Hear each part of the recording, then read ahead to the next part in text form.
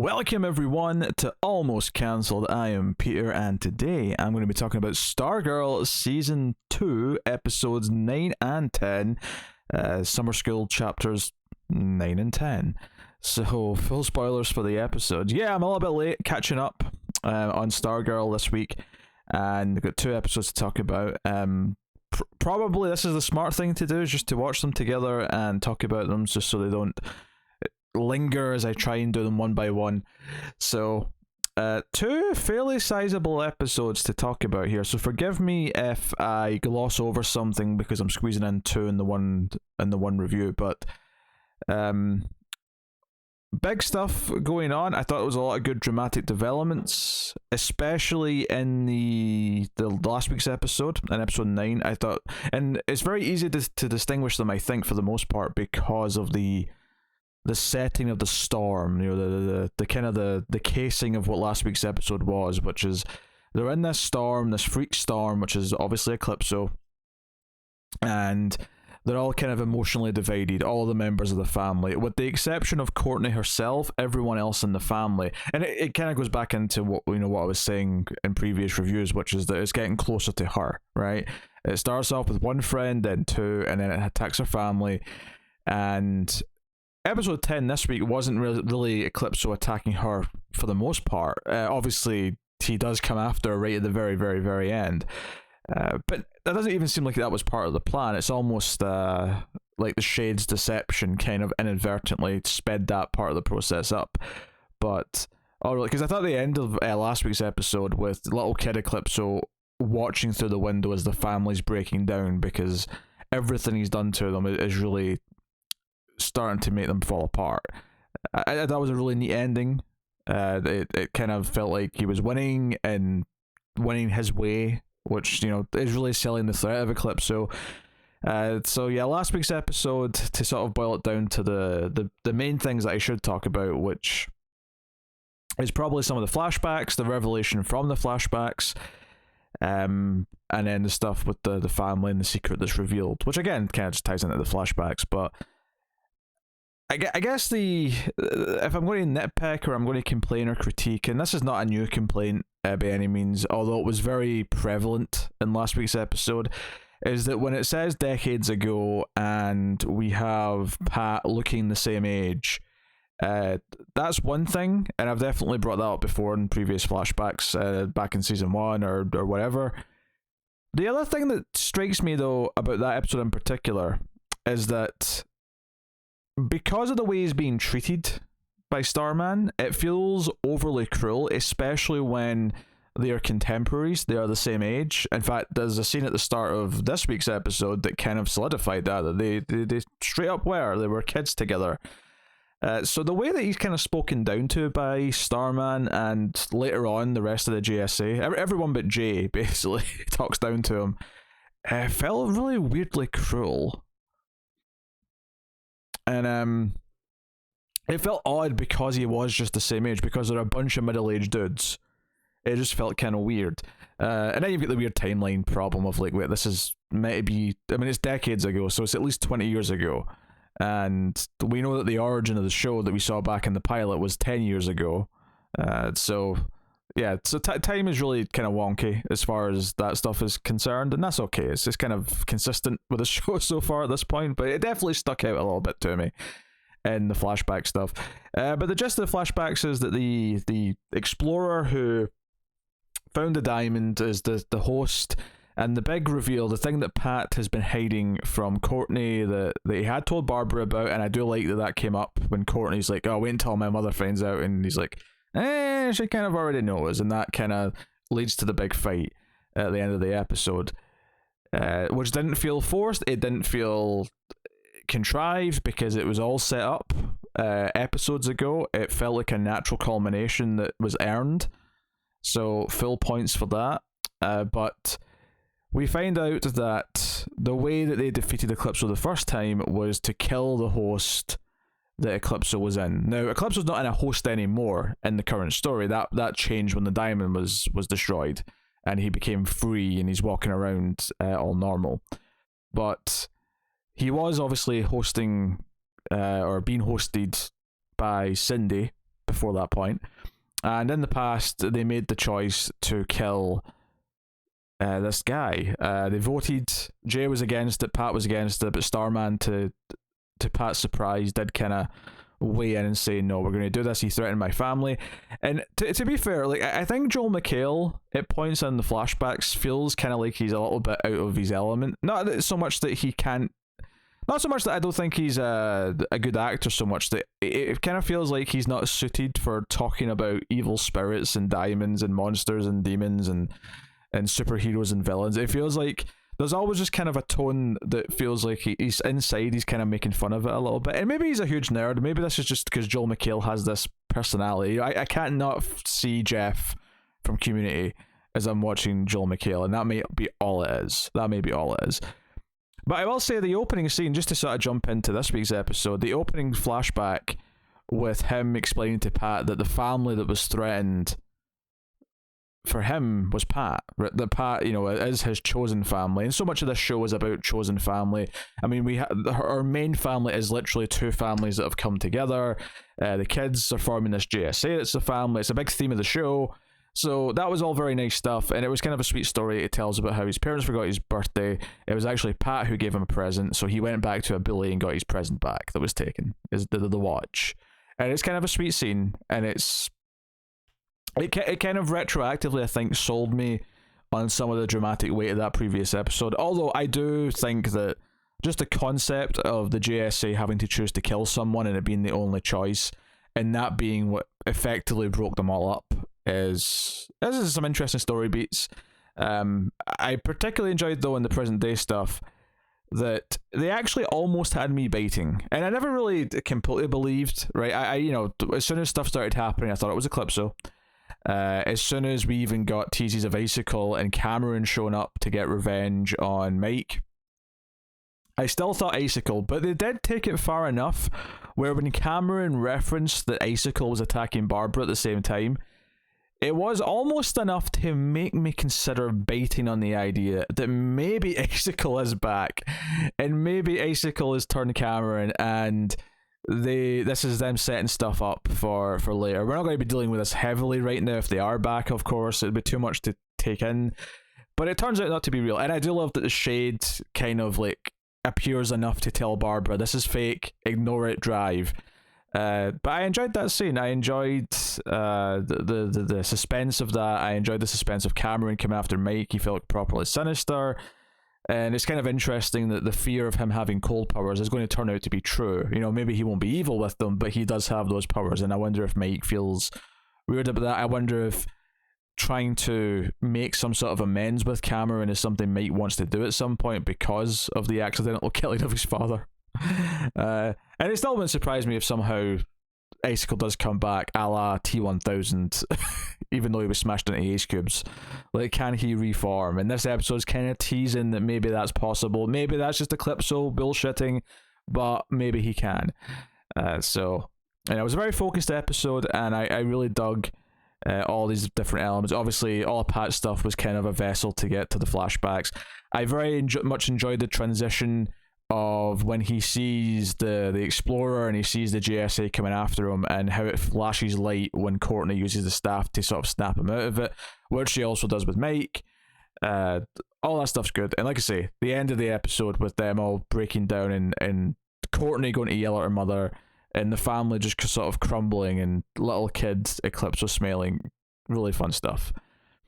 I think it was kind of a perfect focused episode that went away from all the other characters. We spent an episode, because the previous episode was so focused on Rick and Beth that it was really nice to like leave them out for an episode and really focus in on the family and really start to break them down. So it really sells Eclipso as a big threat, as does this newer episode. I think the big thing I need to say about the new episode before I say anything else is that they're teasing Bones. They're teasing. They go to Helix to find Jenny. I always want to say Jade, but their name's Jenny in this. And because the staff is trying to use the staff to put the diamond back together, which is what Eclipso tells them to do. No, not Eclipso, sorry. This is what the Shade tells them to do. To trap Eclipso again. But the staff's not up to it yet, so they go to find Jenny to use the Green Lantern ring to do it with that, because that's also light. Sounds like a plan. Sounds like a fun idea. And they go to where the JSA headquarters is, and Pat sort of like freaks out. I did notice one of the newspaper clippings was Green Arrow and Speedy break up. I didn't notice that one. There's probably some other Easter eggs in there that I didn't notice, but that's fun stuff. I don't know why I said Pat freaks out. What I meant to say was Pat, like, reminisces. He kind of takes a moment, right? Freaks out wasn't the right phrase for that. I realized I sort of went on to my next point and realized that I said freaks out, and I'm like, that doesn't really describe what his reaction was. The point is, though, it's a homecoming. Courtney's kind of in awe by it all, and they go find Jenny at this like rehab center for teens because her brother Todd, who Jenny's looking for, was there. And they're told by a very evil looking nurse that he's not there anymore. But then she calls someone named Mr. Bones. And this does not feel like something we're going to heavily get to this season. I mean, this was episode 10. We've only got 3 left. Maybe we'll get a tease of Todd before the end of the season, but this feels like we're getting set up for season 3 with Bones. And I love Bones as a character. There's something about his attitude and, that skeleton cyanide touch bastard that I just kind of love. So if we're getting Bones, I'm all about it. So I was excited by that tease myself. So this episode was a bit more typical. Everyone was a bit more split up. I think what I want to compliment about this is that all of the individual things were interesting. All of the individual things were exciting. It maybe only falters in the sense that it is so widespread in what it's doing, but you just have to have episodes like that so that everyone's setting up for when things come back together. Just to rattle through the characters, Rick, we have one scene of him in jail, and Grundy throws him some apples. And I like this scene. There's not a single word of dialogue. It's just him getting thrown some apples, realizing that he's got a friend looking out for him, and he bites into the apple, and it's a little bit heartwarming. A little bit of hope, which is nice because given the themes of this season and Eclipso messing with them all, the idea that there's going to be people and connections and relationships that give them hope to pull through is exactly the sort of thing. So having Rick have that almost first from Grundy of all people is a kind of a nice touch. It's a nice sort of extreme to kind of start the emotions on all that. So that's cool. Beth, I thought, had a nice scene with her parents, actually. Probably the best scene she's ever had with her parents, where she basically says, I'm not taking these goggles off. You think I'm being weird, but you know what? How about you two talk about your divorce? I'm going to go do stuff because you've been asking me to get friends, and I need to go help them, so bye. Her confidence in this scene, I actually thought made her so likable, and it makes sense that she's more confident. She was able to stand up against Eclipso. The goggles helped, obviously, but she was able to find the strength to do that, so it makes sense that she is more confident now, and that's all cool. And she just, and I did chuckle a little bit when she said she was here to protect Mike, and Mike just looked like, oh god, Beth, Beth's here to protect me. So also fun stuff, and she's the one who kind of realizes what Shade's lied about by the end of the episode. I'll get to that in a minute. Mike goes to fix Stripe. But here's on the radio of Purple Lightning and thinks, oh no, Johnny Thunder's up to no good. And sure enough, it was just a tease, right? Obviously we know Jakeem has the pen, has the genie, but we just get this tease of a gingerbread house filled with big giant candy things and whatnot. It was a great visual. It's a nice tease of something. I think what was really impressive about this is that there's so many moving parts to this season now that they've introduced sort of gradually throughout the season that you can just have a little tease of this in this episode with Mike and it feel like a really cool idea, but you don't have to like spend too much time on it. It doesn't feel like it's being shortchanged. You instantly just get to smile at the ridiculousness of what's happening and realize that our new allies such as Jenny, the Green Lantern, and our new pen holder Jakeem, if you want, I don't know what the title would be necessarily, but and all these and Grundy even is going to be an ally. Like they're all building new allies that are going to be able to help them in the fight, perhaps when shit really hits the fan in the finale, presumably. So it's going to feel proper uplifting when it does. We don't see any Yolanda though. Yolanda's definitely staying away right now, which makes sense given the how her story went and where it's going. But I suspect we'll get to see her in the not too distant future.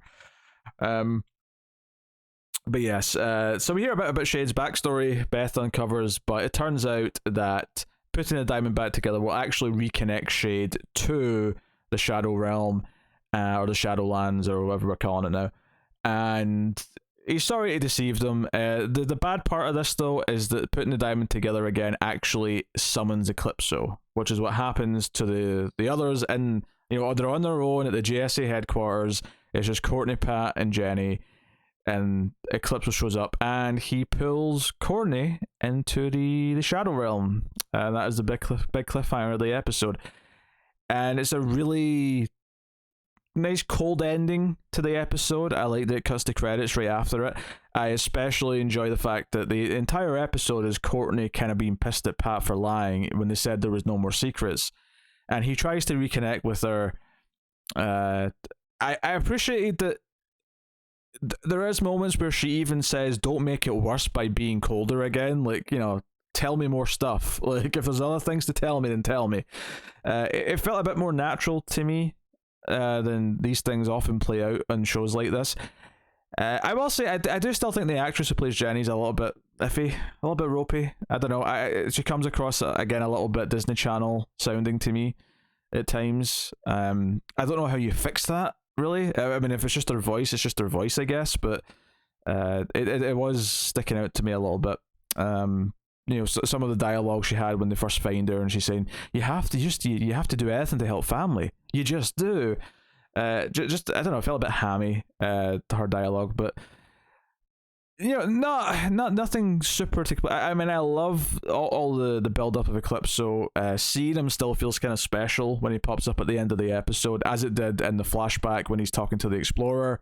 And it's basically that scene from the first Spider-Man movie with William Dafoe talking to Green Goblin. It's basically that scene. But that stuff, I think, is really effective, and they've done such a good job of building him up as this super threat. But they do set up some other stuff, even though Shade kind of double crosses them and effectively leaves Courtney and Pat in the ringer, and for Eclipso to come and attack to protect himself. We do find out that he might have actually tried to save Dr. Midnight. What we thought was him killing him in that flashback in the pilot might have actually been him trying to save him, and maybe we do get Dr. Midnight back somehow throughout this. And I don't think it's an accident that we're talking about Todd, and the show's not mentioned this yet, but Todd himself does have a lot to do with the Shadow Realm and the Shadowlands. That's a big part of his power. So I suspect if we don't see him this season, he will definitely play a big part in kind of maybe getting effectively what the Shade's power set is to be used for the side of good. But we'll see how that works out. Like, does he already have powers? Is that something he's going to get later? I don't know at this point. I don't know if they've hinted enough. The fact that like Bones and Helix and whoever are like secretly holding him implies that he probably does. He's probably already special, and that's why they're trying to build their secret team of operatives or whatever they're doing. So that's something to look forward to. Again, probably more of a season 3 thing, I would expect for that. But nice little bit of teasing. So there's a little moments here or there. Shade thinking he's talking to his sister to make him feel a little bit more human. We hear that he was a trickster and just a con man before he became the Shade. Seems reasonable enough. For the most part, though, like, this is a really solid pair of episodes. It's a bit of a disservice to bundle them together, and it kind of feels inherently like I'm not going as in depth in either one, because it's more difficult to do it when you're doing multiple episodes in one go. But it's a really fun time, this show, and I think episodes like these past two really show what all of this setup and character building to get them to this point, and how it doesn't feel cheap. It doesn't feel like they're not paying things off. Is really nice, and everything feels like it's a really important part of the season story arc, and it should make the payoff really, really uplifting when it happens. So I'm jazzed. I'm jazzed about the show. I'm sorry I had to sort of miss it last week and kind of do a a catch up this week. But there's a lot of shows that I think I have fallen behind on that I've never caught up for review, because I have been stubbornly trying to stick to the every episode gets a full standalone thing. It's not ideal if they don't, but ultimately this means I'm caught up again and ready to rock for next episode. So, but no, solid pair of episodes in different ways. I think both of them had great endings. I think both of them had really good endings. I suspect this is annoying because I actually saw like a teaser for upcoming episodes from DC Fandom yesterday, so I actually know that this is true, but annoyingly my thought would have been this anyway, and I have no way of proving that, so you're just gonna have to take my word for it that I would have assumed that where Courtney's pulled to, that she's going to end up running into Cindy, and there's going to be like an uneasy alliance formed between them to get out. It's very, very Phantom Zone, you know, when we're doing Superman stories or Supergirl. It's kind of the vibe that I get from this, from what we've seen so far. So, and the teaser on DC Fandom certainly showed Cindy in, like, you know, wherever she was pulled, you know, Shadow Realm, whatever. So, cool stuff. No, it shows really good.